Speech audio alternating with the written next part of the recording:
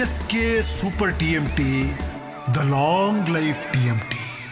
TVK ಪಕ್ಷಕ್ಕೆ ಈಗ ಬಹುಮತವನ್ನ ತೋರಿಸಬೇಕಾಗಿದೆ. ಹಾಗಾಗಿ ಡಿಎಂಕೆ ಅಲ್ಲಿದ್ದಂತಹ ಪಕ್ಷಗಳು ಯಾವ ಇದ್ವು, ಅಲಯನ್ಸ್ ಪಾರ್ಟ್ನರ್ಸ್ಗಳು, ಅವರನ್ನ ಈಗ ಜೊತೆಗೆ ಸೇರಿಸಿಕೊಂಡು ಬಹುಮತವನ್ನ ಪಡ್ಕೊಳ್ಳೋಕೆ ಮುಂದಾಗ್ತಾ ಇದ್ದಾರೆ. ಗೆದ್ದೆತ್ತಿನ ಬಾಲ ಹಿಡಿಯುವಂತ ಕೆಲಸಗಳಾಗಬೇಕು, ಅಧಿಕಾರದ ಗದ್ದುಗೆಯನ್ನು ಹಿಡ್ಕೊಳ್ಬೇಕು. ಹಾಗಾಗಿ ಬಹುತೇಕರು ಈ ಕೆಲಸವನ್ನ ಮಾಡ್ತಾರೆ. ತಮಿಳುನಾಡಿನಲ್ಲಿ ಸರ್ಕಾರ ರಚನೆಗೆ ಭಾರಿ ಸರ್ಕಸ್ ಆಗ್ತಾ ಇದೆ. ಬೇರೆ ದಾರಿ ಇಲ್ಲ, ಮಾಡಲೇಬೇಕು, ಇಲ್ಲಾಂದ್ರೆ ಮತ್ತೊಮ್ಮೆ ಚುನಾವಣೆಗೆ ಹೋಗ್ಬೇಕಾಗುತ್ತೆ. ನಾಳೆ ಬೆಳಗ್ಗೆಯೊಳಗೆ ವಿಜಯ್ಗೆ ಮ್ಯಾಜಿಕ್ ನಂಬರ್ ಸಿಗುವಂತ ವಿಶ್ವಾಸ ಈಗ ವ್ಯಕ್ತವಾಗ್ತಾ ಇದೆ. ಟಿವಿಕೆ ಪರ ತಮ್ಮ ನಿಲುವನ್ನ ಸ್ಪಷ್ಟಪಡಿಸಿದ್ದಾವೆ ಮುಸ್ಲಿಂ ಲೀಗ್. ಸ್ಟಾಲಿನ್ಗೆ ಅಭ್ಯಂತರ ಇಲ್ಲ ಅನ್ನೋದಾದ್ರೆ ನಮ್ಮ ಅಭ್ಯಂತರವೂ ಕೂಡ ಇಲ್ಲ ಅಂತ ಹೇಳ್ತಾ ಇದ್ದಾರೆ. ಸರ್ಕಾರ ರಚನೆಗೆ ಈಗ ರಾಜ್ಯಪಾಲರು ಅವಕಾಶ ನೀಡಬೇಕು ಅನ್ನುವಂತಹ ಒತ್ತಡವನ್ನ ಮುಸ್ಲಿಂ ಲೀಗ್ ಕೂಡ ಹಾಕ್ತಾ ಇದೆ.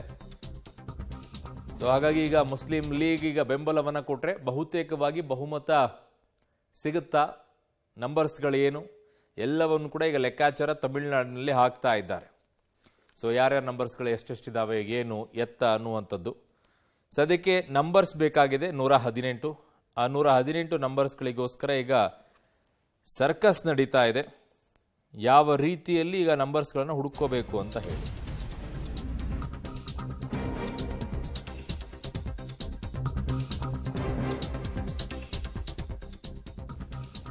ಸೊ ಇನ್ನು ತಮಿಳುನಾಡಿನಲ್ಲಿ ಸರ್ಕಾರ ರಚನೆಗೆ ಬಹುಮತ ಅತ್ಯಗತ್ಯ ಇದೆ.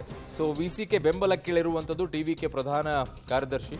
ಟಿವಿಕೆ ಬೆಂಬಲಿಸುವ ಬಗ್ಗೆ ನಾವು ಇನ್ನೂ ನಿರ್ಧಾರವನ್ನ ಮಾಡಿಲ್ಲ ಅಂತಿದ್ದಾರೆ. ಟಿವಿಕೆ ಪ್ರಧಾನ ಕಾರ್ಯದರ್ಶಿಯನ್ನು ನಾವು ಭೇಟಿ ಕೂಡ ಆಗಿಲ್ಲ ಅಂತಿದ್ದಾರೆ. ಅಧವ್ ಅರ್ಜುನ್ ಬಳಿ ಯಾವುದೇ ಮಾತುಕತೆ ಕೂಡ ಆಗಿಲ್ಲ ಅಂತಿದ್ದಾರೆ. ವಿಸಿಕೆ ಮುಖ್ಯಸ್ಥ ತಿರುಮಾವಲವನ್ ಅವರಿಂದ ಮಾಹಿತಿ ಈಗ ಆಚೆ ಬರ್ತಾ ಇದೆ. ಹಾಗಾಗಿ ಈಗ ಒಂದು ಎಲ್ಲರಲ್ಲೂ ಕೂಡ ಇರುವಂಥ ಲೆಕ್ಕಾಚಾರ ಏನು ಅಂತಂದ್ರೆ ಯಾವ ರೀತಿಯಲ್ಲಿ ಇವರೆಲ್ಲ ಬೆಂಬಲವನ್ನ ಕೊಡ್ತಾರೆ ಅನ್ನುವಂಥದ್ದು.